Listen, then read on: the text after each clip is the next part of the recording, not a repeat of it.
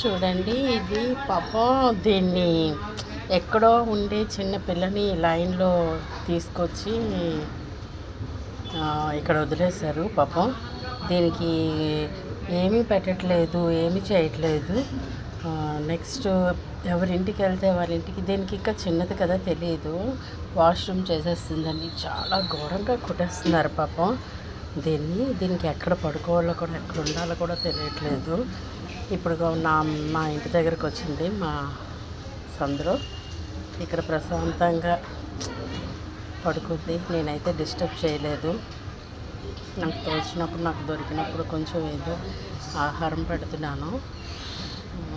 ఇక్కడ ఏంటంటే ఇక్కడ అలవాటైతే మమ్మల్ని కూడా తిడుతూ ఉంటారు వీళ్ళందరూ. చాలా నిన్నైతే ఒక అతను చాలా పెద్ద కర్రతో కొట్టేశాడు.